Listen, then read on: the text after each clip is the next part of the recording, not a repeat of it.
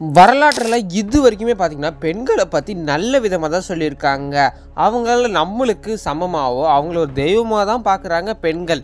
ஆனால் அதுவே கொஞ்சம் பின்னோக்கி போனீங்கன்னு வச்சுக்கோங்களேன், அதாவது வெள்ளைக்காரன் ஆண்ட காலம் இருக்குல்ல, அந்த காலத்துக்கு போனீங்கன்னா பெண்களை எப்படி பார்த்துருப்பாங்க, என்ன நடந்திருக்கும், அவங்களுக்கு என்ன மாதிரியான பனிஷ்மெண்ட் எல்லாம் கொடுத்துருக்காங்க, ரொம்பவுமே வரலாற்றில் திருப்பி போட்டு சில தண்டனைகள்லாம் அந்த காலகட்டத்தில் கொடுத்துருக்காங்க. ஸோ அதை பற்றி தான் எந்த ஒரு வீடியோவில் பார்க்க போகிறோம். ஸோ எப்பயும் போலவே டைம் வேஸ்ட் பண்ணாமல் வாங்க வீடியோக்குள்ளே போகலாம். இந்த ஒரு வீடியோவில் நம்ம முதலாக பார்க்க போகிறது ஃபுட் பைண்டிங். அதாவது இந்த ஒரு தண்டனை வந்து பார்த்திங்கன்னா சைனாவில் தான் ஆரம்பிச்சிருக்காங்க. ஆனால் இது ஒரு தண்டனை மாதிரி ஆரம்பிக்கல. அதாவது சைனாவில் இருக்கிற யங் கேர்ள்ஸ், அதாவது 4லேருந்து 5 வயசான குழந்தைங்களுக்கு கூட இதை ஒன்று லோட்டஸ் ஃபீட் அப்படின்னு சொல்லி ஒன்று பண்ணி விடுவாங்களா. அதாவது அவங்களோட குதிக்கால் பாதம் இருக்குல்ல, அதை வந்து முறிச்சு விட்டுருவாங்களாம். அது பார்க்க இப்படி ஹீல்ஸ் போட்ட மாதிரி இருக்கும். ஏன்னா அவங்களோட கால் வந்து ரொம்பவும் நீட்டாக அப்படியே இருக்கக்கூடாது அப்படின்றதுக்காகவே சைனாவில் ரொம்ப வருஷமாக வந்து பின்பற்றி வந்த ஒரு வழிமுறை. இதை கரெக்டாக எப்போலேருந்து பண்ண ஆரம்பித்தாங்கன்னு பார்த்தீங்கன்னா 10வது செஞ்சுரியிலேருந்தே இவங்க பண்ண ஆரம்பிச்சிருக்காங்க. இப்படி இருக்கிற காலை நல்லா உடச்சி குறுக்கி வச்சிடுவாங்க. அதாவது கேர்ள்ஸோட கால் நீட்டமாகவே இருக்கக்கூடாதுன்னு சொல்லி ஒரு வழிமுறையாக காலங்காலங்கள் மாற இது ரொம்பவுமே பெரிய டார்ச்சராக ஒரு பெரிய கொடுமை மாதிரி இருந்திருக்கு. பாருங்கள் இந்த போன்ஸ் எல்லாம் எப்படி உடஞ்சிருக்குன்னு. இதனாலே நிறைய பேரால் நடக்க முடியாது. ஸோ அவங்க வந்து ஒரு குச்சி வச்சு நடப்பாங்க. இதுக்கெல்லாம் காரணம் பார்த்திங்கன்னா அந்த காலத்து ராஜாக்கள் தான். சைனாவை ஆண்ட ரொம்ப வருஷத்துக்கு முன்னாடியான சில ராஜாக்களோட கட்டுப்பாடுனால இப்படியெல்லாம் ஆயிருக்கு. அப்போ வாழ்ந்தவங்களோட நிலைமையெல்லாம் நினச்சி பாருங்கள். ஒரு கேர்ளுக்கு கூட இந்த மாதிரி வந்து நீட்டமாக கால் இருக்கக்கூடாது. எல்லா காலுமே வந்து பார்த்திங்கன்னா போனை வந்து பிரேக் பண்ணி இந்த மாதிரி குச்சி வச்சு தான் அவங்க நடக்கணும். ரொம்பவுமே கஷ்டம் இல்லை?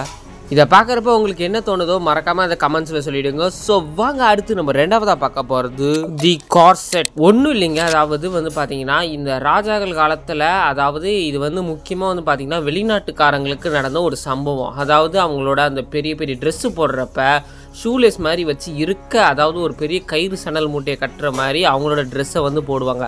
அப்போ வந்து பார்த்திங்கன்னா அவங்களோட இடுப்பு பகுதி வந்து ரொம்பவுமே மெலிசாக தெரியறதுக்காக உள்ளே வந்து ஒரு பெரிய வந்து என்ன சொல்லுவாங்க, ஒரு பெல்ட் மாதிரியான ஒரு டைப்பு போடுவாங்க. இப்போ தான் பெல்ட் எல்லாம் வந்து கோக்கிற மாதிரி இருக்குது. ஆனால் அந்த காலத்தில் வந்து லேஸ் மாடல் தான்.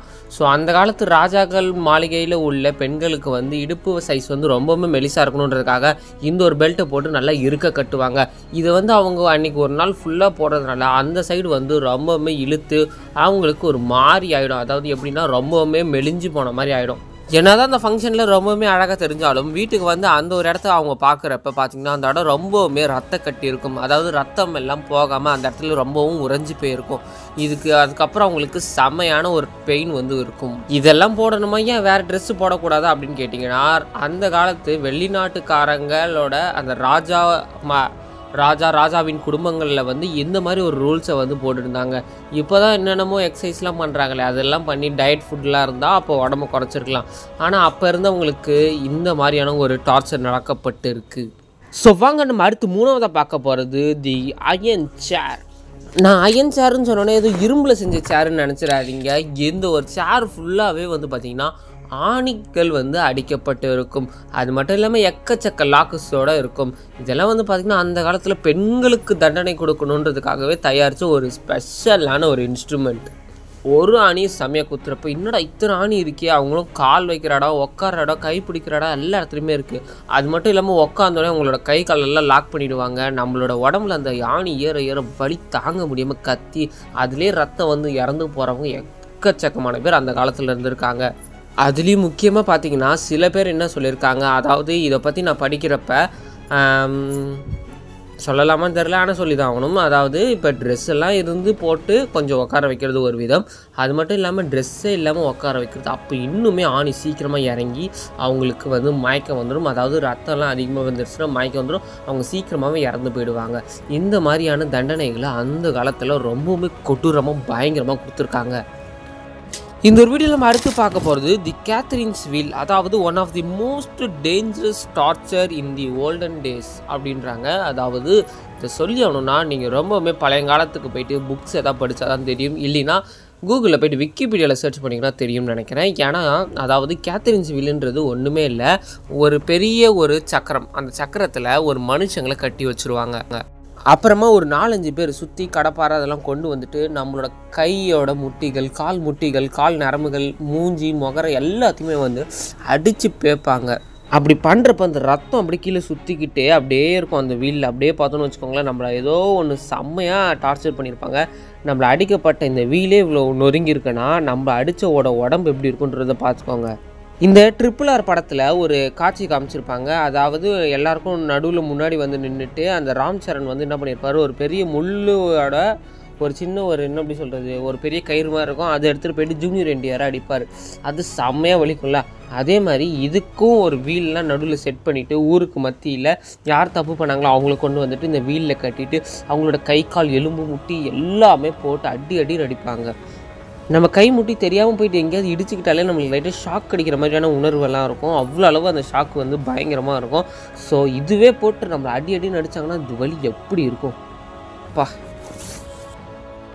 அடுத்ததான் நம்ம இந்த ஒரு வீடியோவில் பார்க்க போகிறது ரொம்பவே பயங்கர மற்றும் ஆக்ரோஷமான ஒரு தண்டனை பெண்களுக்காக அப்படின்ற மாதிரியான ஒரு தண்டனை தான் தி பிரீஸ்ட் ரிப்பர். பிரீஸ்ட்ன்றது எல்லாருக்குமே தெரிஞ்சிருக்கும், அதாவது பெண்களோட ஒரு நெஞ்சு பகுதி அப்படின்றவாங்க. பழைய காலத்தில், அதாவது நீங்கள்லாம் நினைக்கிற ஒரு 80s 90s மாதிரி இல்லை, அதுக்கும் ரொம்ப வருஷம், ஆயிரக்கணக்கான வருஷத்துக்கு முன்னாடி போய் பண்ணிங்கன்னா பெண்களுக்கான ஒரு கொடூரமான ஒரு பெரிய ஒரு பனிஷ்மெண்ட்னா அது எந்த ஒரு பனிஷ்மெண்ட்டு தான். இந்த ஒரு பனிஷ்மெண்ட்டை பற்றி எனக்கு பேசவே ரொம்பவுமே பயமாக இருந்தது ஃபஸ்ட்டு.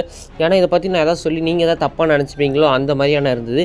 ஆனால் இதெல்லாம் நான் ஏன் சொல்கிறேன் அப்படின்னா நீங்களும் இதை தெரிஞ்சுக்கணும், அதாவது நம்ம சேனலை பார்க்குறவங்களுக்கும் எல்லா விஷயமே தெரியணும் அப்படின்றத நான் தெரிஞ்சுப்பேன். இது ஒன்றும் கெட்ட விஷயம் கிடையாது, அந்த காலத்தில் நடந்த ஒரு உண்மை சம்பவம் தான் நான் இப்போ உங்களுக்கு சொல்லிகிட்டு இருக்கேன்.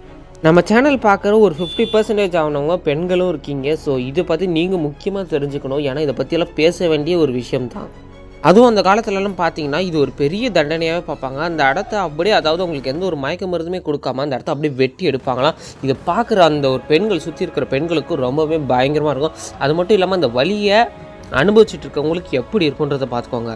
இன்னும் இதை சில பேர் இப்போ ஆண்கள் கூட பார்த்துட்ருப்பீங்க. இது எப்படி சொல்லணும்னா, அதாவது ஒரு ஆண்களுக்கான ஒரு மெயின் பாயிண்ட்டை கட் பண்ணால் எப்படி இருக்குமோ அந்த மாதிரி தான் அவங்களுக்கு இருக்கும்.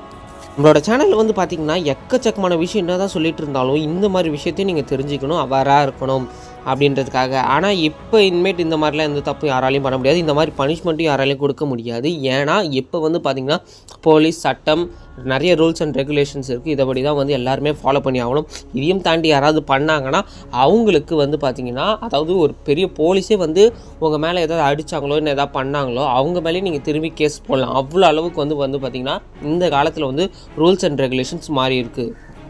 ஆனால் அந்த காலத்தில் வந்து பார்த்திங்கன்னா ஊருக்கு மத்தியில் நடுவில் வந்து அந்த ஒரு பனிஷ்மெண்ட்டை கொடுப்பாங்க. அதெல்லாம் பார்க்கவே ரொம்ப பயங்கரமாகவும் இருக்கும், சங்கட்டமாக இருக்கும். ஸோ இந்த ஒரு வீடியோவில் வந்து பார்த்திங்கன்னா முழுக்க பெண்களுக்கு எப்படியெல்லாம் தண்டனை கொடுக்கப்பட்டிருக்கு அப்படின்னு சொல்லி அந்த காலத்தில் தான் பார்த்துருக்கோம்.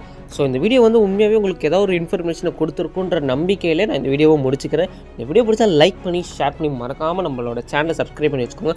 நாங்கள் போடுற புதுவான இன்ஃபர்மேஷன்ஸ் வந்துக்கிட்டு இருக்கோம். இன்னொரு சூப்பரான வீடியோவில் பார்க்கலாம். அதுவரை உங்களிடமிருந்து நான் வீடியோ பிரிக்கிறேன். நன்றி, தட்டா, பாய்.